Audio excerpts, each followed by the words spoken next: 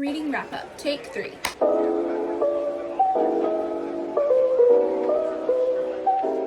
Okay guys, this is the third time I have tried to record this video. The first 2 times the quality was just awful. So we are hoping that the third time is the charm. We are filming a reading wrap up video today for the months of January and February together. I was able to read 17 books. I read 10 romance books, 3 fantasy books, 1 thriller, and 3 fiction books. I know, 17 books is a lot. I did not expect to be reading this many books this early on in the year, but I think I just came into 2025 ready to go full throttle on my reading and on my YouTube stuff. So I have gotten a lot of reading done. I've gotten 5 books off of my physical TBR, which is really great in my opinion. I've been able to knock off 5 books off of my 2025 TBR, and I just overall am having a really good reading year. So I am excited to tell you guys about the 17 books I read in January and February. I am going to try and go in order of how I read these books from the beginning of January until now, but if they are in a series, then I'm going to just group those together and I'll let you guys know when it was that I read those. The first book that I read in 2025 was Kiss the Sky. This is a book from the Addicted series and it was so good. I gave Kiss the Sky 5 stars. It is about Rose and Connor, and that's all I'm going to say because it is in the middle of a series, so I don't want to spoil anything. But I did not want to stop reading the Addicted series. So I also in January read Hot House Flower, which is about Reich and Daisy. Again, all I'm going to say. These 2 books are from different POVs than the first few books in the series. The first few books are about Lily and Lauren and are from their point of view. And they're still involved in Kiss the Sky and in Hot House Flower, but the POVs are different. Then I also, because I could not stop reading the Addicted series, I read Thrive, which is jumping back into Lily and Lauren's POV. It was so good. It was so good to be home. Kiss the Sky I gave 5 stars. Hot House Flower I gave 4.5 stars. And then Thrive I gave 3.5. It wasn't my favorite in the series, but it was still really good. It was very much a transitional part of the story for Lily and Lauren, and we received kind of the same story from the last 2 books, but in their POV, before jumping into Addicted After All. I read Addicted After All in February and gave it 4.75 stars. I don't know what else I wanted from it to make it a 5-star book, but I didn't give it 5 stars, and I'm kind of feeling like I should have because it was just so good. I cried, I felt all the emotions, and it was amazing. But the Addicted series is highly, highly recommended from me over here. It was just too good. I loved it. Putting all the Addicted series books to the side, I then did my reread of Iron Flame. Rereading Iron Flame, I gave it a 5 stars. Which 5 stars is what I had initially given this book. And if you've read this book, you know that that is the only way you can rate it. It was really good. Again, it was a reread, so I don't have too many extra thoughts. But I was doing the reread in preparation for Onyx Storm to come out. Onyx Storm came out in January, and I ended up giving Onyx Storm 4 stars. Not my favorite in the series thus far, but I think it is really setting up the story to take us places because the way this book ended, it was something. I'm very excited to reread this book because I want to see what little details stand out to me on the reread that I may have glanced over on my initial read. 4 stars on Onyx Storm, but the series is just so good. Highly recommend Fourth Wing. It's amazing. Rebecca Yarros is a genius. Then also in January, I read Daydream by Hannah Grace. This is the 3rd book in the Maple Hills series. And I have had this book on my shelf since the book came out. I was really, really looking forward to it, so I grabbed it as soon as it was released and then just never picked it up. I don't really know why I never did, but the push I needed was my friend Brittany telling me that she loved this book, that it was really good, and that as an oldest sister, I was probably going to cry. I did. I felt seen in Hallie. Me and Hallie are very similar people. And I ended up putting some tabs, I don't know if you can really see them in the lighting, but I put some tabs in this book because some of the quotes are just too good. Let me just read one quote, just one, that's it. It says, "There's a responsibility with being the child that's an extension of the parenting unit. Never be the one to rock the boat. You're the anchor that keeps everyone in place. There's an unspoken requirement never to have problems you can't resolve yourself quietly, and it's a condition I've never failed to meet until now." I've been there. I'm the oldest sister. This book was so good. 4.5 stars. Definitely my favorite in the series so far. Also in January, I read Lost and Lassoed. This is a cowboy romance from the Rebel Blue Ranch series, and I gave this one 4 stars. I've given every book in this series 4 stars, but this one was definitely my favorite.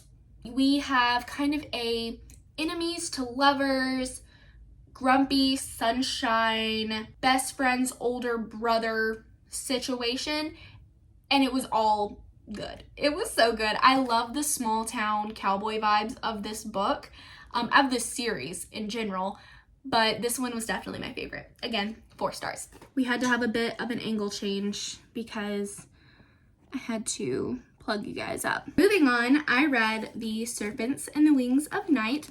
This is a book that I bought earlier in January in a reading vlog, or in a book shopping vlog. And I gave this book 4 stars. It was really good. I think it is setting the story up to go places. It does have trials, which I love trials. I said that in the video where I was reading this a couple weeks ago, but oh my gosh. The guy in this book, Rain. This book is about Araya, and she is a human who has been raised by the Vampire King. I think he's a king. Yeah, Vampire King.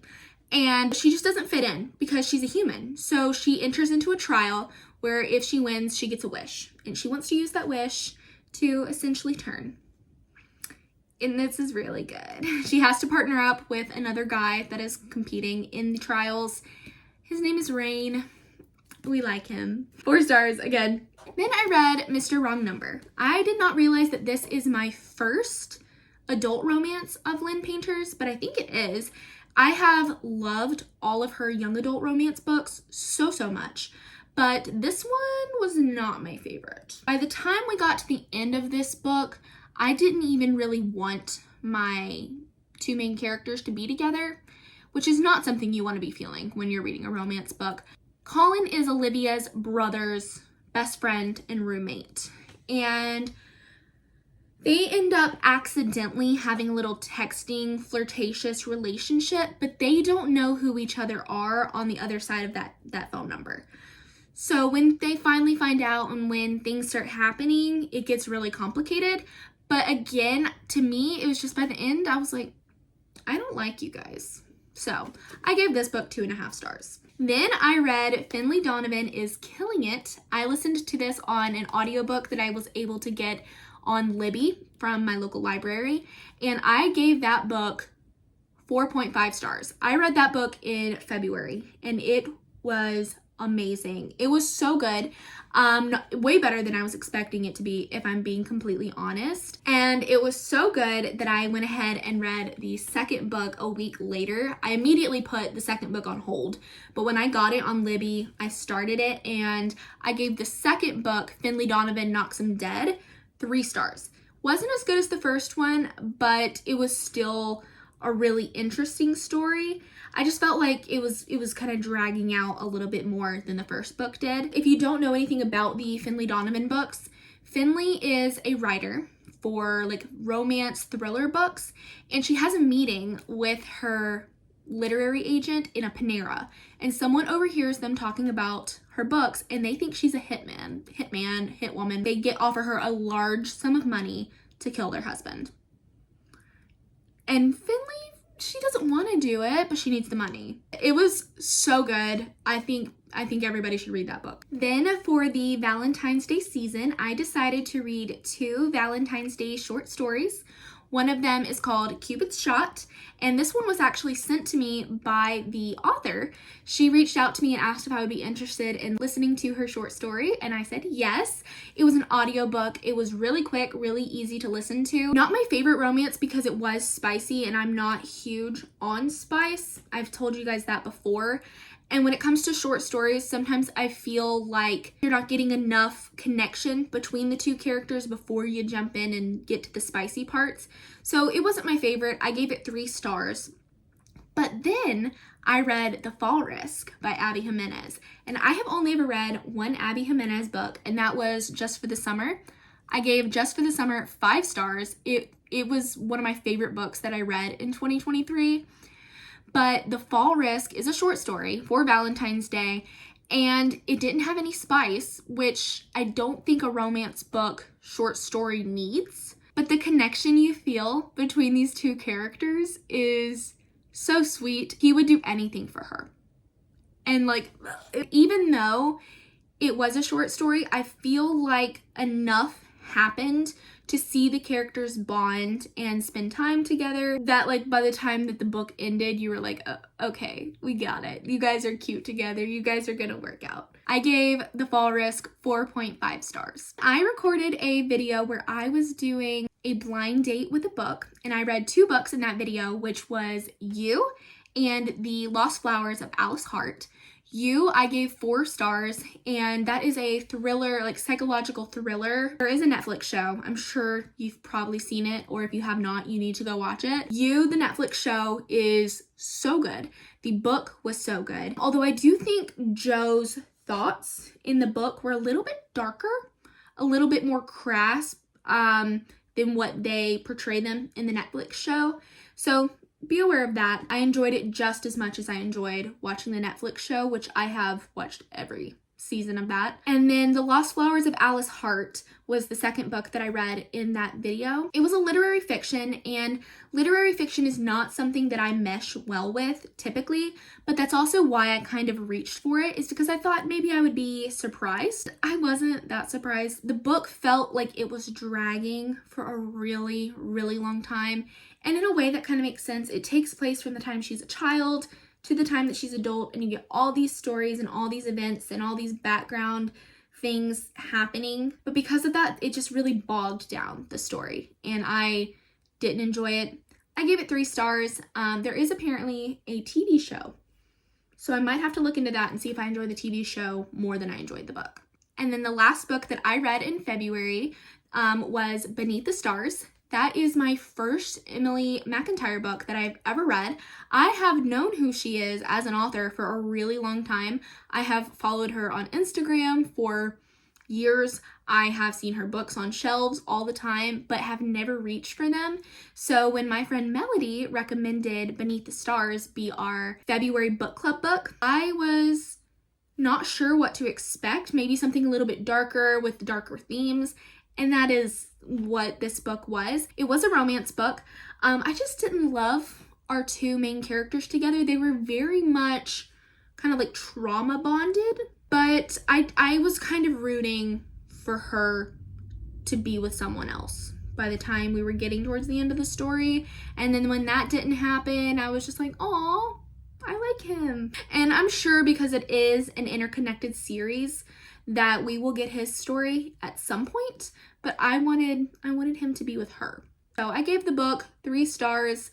I listened to it on audiobook, but it is available on Kindle Unlimited if you want to look into it. I think the whole series is on Kindle Unlimited, if I am not mistaken. But those are the 17 books that I read in January and February, and I don't know if I'm going to have this many books to talk about in my next reading wrap-up video that I will do after April. So in the beginning of May, I will give you guys the next reading wrap-up. I'm really happy with the quality of books I have read so far in 2025.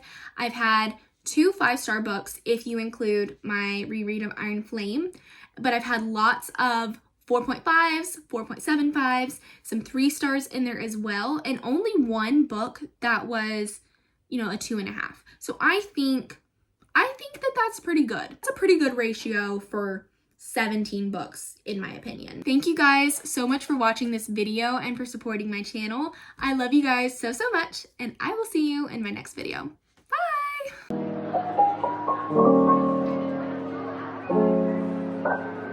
Bye!